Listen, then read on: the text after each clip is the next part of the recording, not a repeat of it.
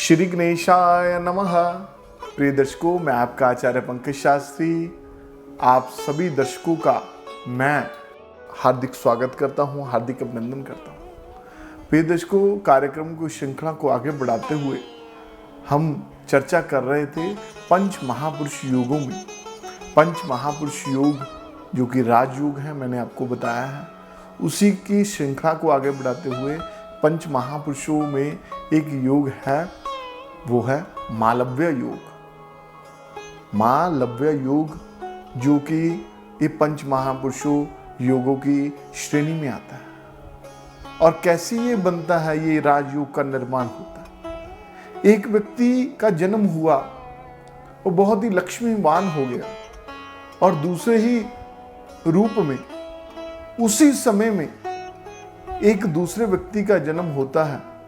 वो बहुत ही गरीब परिवार में है, उसका जन्म हुआ, लेकिन उसके भी ये योग है। अमीर बच्चे का जन्म हुआ, उसके माता पिता उसको मर्सिडीज, BMW बड़ी से बड़ी गाड़ियों में उसको घर पर ले गए। और दूसरे ही रूप में उसी समय में, ये उन लोगों के लिए भी एक उत्तर है। ये उन लोगों का जो प्रश्न होता है कि एक समय में शास्त्री जी दो जातकों का जन्म हुआ। एक व्यक्ति बिल्कुल ही गरीब परिवार में जन्म हुआ, दूसरा ही अमीर परिवार में जन्म हुआ। तो हम बात कर रहे थे मालव्य योग में। तो मैं बात कर रहा था कि अमीर जातक जिसका जन्म हुआ बच्चे का, उसके माता पिता ले गए बड़े महल में जाकर के उसका पालन पोषण हुआ। और दूसरे ही रूप में उसी के साथ एक छोटा हॉस्पिटल था, वहां पे एक गरीब बच्चे का जन्म हुआ, लेकिन दोनों का समय, दोनों का दिन, दोनों का सन वर्ष एक ही था। लेकिन उसको वो झुग्गी झोपड़ी में उसका ले गए।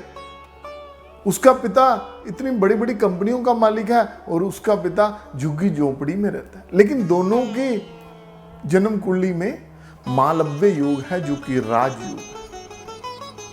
और ये कब फलीभूत होता है, मैं अब बात करता हूं। प्रिय दर्शकों, मालव्य योग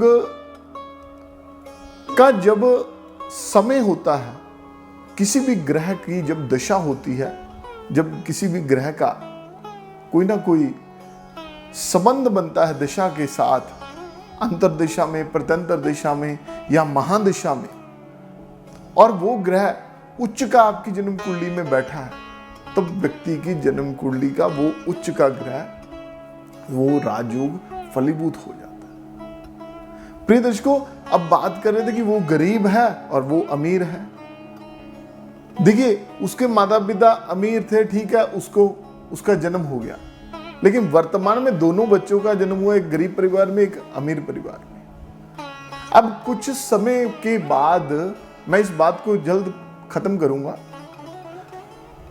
कुछ समय के बाद वो छोटा बच्चा जो गरीब परिवार में है, उसके जन्म के पश्चात उसके पिता को या उसकी माता को किसी बड़े घर में नौकरी मिल जाती है उसके जन्म के बाद।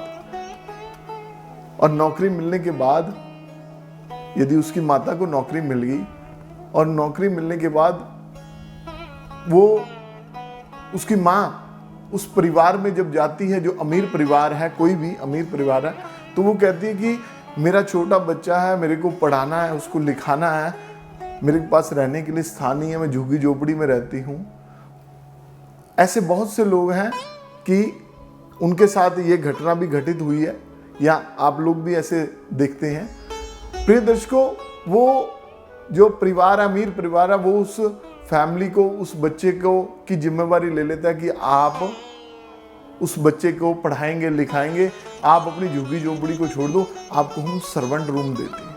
देखिए कैसे ये राजयोग में परिवर्तन होता है।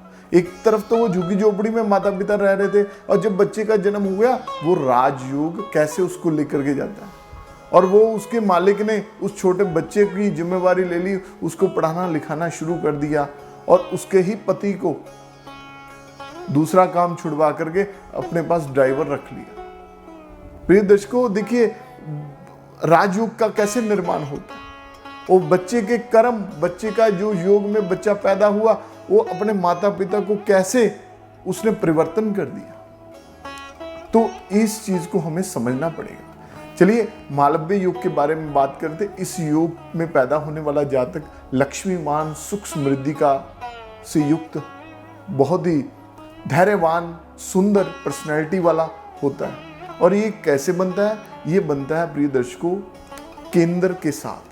पहला, चौथा, सातवां और 10वां भाव, इस में जब शुक्र महाराज बैठते हैं। शुक्र महाराज देखिए जब दूसरी राशि के होते हैं, वृषभ राशि के या सप्तम राशि के, तुला राशि की, जो कि इनकी स्वम राशि है, या शुक्र महाराज मीन राशि में बैठते हैं जो कि उनकी उच्च राशि है। जब इन राशियों में किसी भी एक राशि में बैठकर शुक्र महाराज केंद्र के भावों में पहला, चौथा, सातवां, 10वां जो भाव है वो मालव्य योग बनाता है। ऐसा व्यक्ति एक्टर बनता है, कोरियोग्राफर बनता है, फैशन डिजाइनर बनता है। ऐसा व्यक्ति बहुत ही लक्ष्मीवान बनता है। ऐसा व्यक्ति बहुत इंडस्ट्रियलिस्ट बड़ा बनता है। ऐसा व्यक्ति एक्टिंग के स्कूल खोलता है। ऐसा व्यक्ति बड़ी बड़ी मिलें चलाने वाला होता है, कपड़े का व्यापारी होता है। ऐसा व्यक्ति को नेम फेम बहुत मिलता है। इत्र का शौक होता है, नई नई गाड़ियों में, बड़ी बड़ी गाड़ियों में बैठता है। तो ये जो योग है, जैसे एक वो गरीब परिवार की मैंने एक उदाहरण देकर के आपको समझाया है कि कैसे एक ही समय में एक ही सिस्टम में रह करके ये कैसे परिवर्तित करता है, इस चीज को समझाने का मैंने एक प्रयास किया। प्रिय दर्शकों, बात करते हैं मालव्य योग के बारे में। मालव्य योग केंद्र के प्रथम भाव में जब बैठता है तब सप्तम दृष्टि के साथ शुक्र महाराज केवल एक ही दृष्टि है जो कि सप्तम दृष्टि से ही देखते हैं। सप्तम दृष्टि से जब अपने लाइफ पार्टनर के घर को देखते हैं, लाइफ पार्टनर के घर को जब देखते हैं, लाइफ पार्टनर, ऐसे जात को बहुत अच्छा लाइफ पार्टनर मिलता है। ऐसा व्यक्ति फॉरेन में सेटल्ड होता है। ऐसा व्यक्ति विवाह के पश्चात फॉरेन में घूमता फिरता है, विदेश वर्ल्ड टूर करता है। शुक्र महाराज जब केंद्र के दूसरे भाव अर्थात चतुर्थ भाव में बैठते हैं तो चतुर्थ भाव में बैठ करके अपने सप्तम दृष्टि से अपने कर्म भाव को देखते हैं। ऐसे व्यक्ति भूमि भवन वाहन का तो उसको शौक होता ही है। भूमि भवन वाहन का उसके पास काफी समृद्धि रहती है। उसके साथ साथ अपने पिता को भी ऐसा व्यक्ति सपोर्ट करता है। ऐसा व्यक्ति बहुत बड़े बड़े बिल्डर्स भी हैं। ऐसे व्यक्ति देखिए गरीब परिवार में जन्म हुआ लेकिन ऐसे योग में उसका निर्माण हो गया और पहले तो उसके पास भूमि भी नहीं थी लेकिन अब वो योग फलीभूत हो गया, उसकी दशा आ गई तो बहुत बड़ा समृद्धमान समाज का प्रतिष्ठित व्यक्ति बन गया, बहुत बड़ा बिल्डर बन गया। तो सप्तम भाव में जब शुक्र महाराज मालव्य योग का निर्माण करते हैं तो लगन को देखते हैं। लाइफ पार्टनर इनका अच्छा होता है। लाइफ पार्टनर के प्रति बड़े चिंतित रहते हैं, बड़े जिम्मेवार रहते हैं और बहुत ही दोनों एक सुंदर व्यक्तित्व वाले होते हैं क्योंकि शुक्र एक बहुत शीतलता प्रिय, बहुत ही सुगंधित, साफ सफाई का ध्यान रखने वाला ऐसे व्यक्ति बहुत ही एक समझ लीजिए वो एक दूर से ही चमकने वाले एक हीरे की भांति होती। शुक्र महाराज जब कर्म भाव में बैठते हैं तो कर्म भाव पर बैठ करके प्रिय दर्शकों वो बहुत ही अच्छे रूप में अपने कार्य को निपुणता से चलाने वाले होते हैं। ऐसे व्यक्ति बहुत बड़े ट्रेडर्स भी होते हैं, बहुत बड़ा इंपोर्ट एक्सपोर्ट का कार्य भी करते हैं। मैं आपको बताने का प्रयास करूंगा कि राजयोग किसी भी प्रकार से आपकी जन्म कुंडली में आपका कोई भी जातक किसी भी बच्चे का जन्म हो जाता है वो आपको निश्चित तौर पर ये समझना पड़ेगा कि वो कब फलीभूत होगा। वो जानकारी आपको कुंडली के विश्लेषण के पश्चात ही मिलेगी, लेकिन निश्चित तौर पर ये मानना पड़ेगा कि ये जो योग है फलीभूत अवश्य होगा। राजयोग का मतलब ही होता है। यदि किसी व्यक्ति के जन्म कुंडली में दरिद्रता योग है तो उसको जीवन में बड़ी कठिनाइयों का सामना करना पड़ता है। एक एक पाई का, एक एक रुपए का, एक एक आने पाई का उसको अभाव होने लग जाता है। बहुत से अमीर परिवार में बच्चे का जन्म हुआ लेकिन उसकी जन्म कुंडली में दरिद्रता योग है। हालांकि इसके बारे में मैं आपको जानकारी दूंगा किसी भी कार्यक्रम के माध्यम से, लेकिन वो उसका परिवार तो इतना अमीर है, लेकिन उस बच्चे का जब जन्म हुआ उसको 1-1 रुपए के लिए तरसना पड़ा। तो ये चीज हम चाहे समझे चाहे ना समझे, लेकिन हमारे को ग्रहों का जो प्रभाव है बहुत अधिक मिलता है। प्रिय दर्शकों, एक छोटी सी एग्जांपल से आपको मालव्य युग के बारे में मैंने समझाया है, जो कि राजयुग है, और ग्रह के बारे में भी बता दिया। शुक्र के साथ इनका संबंध है और जन्म कुंडली के 12 भावों में केंद्र के साथ इनका संबंध है।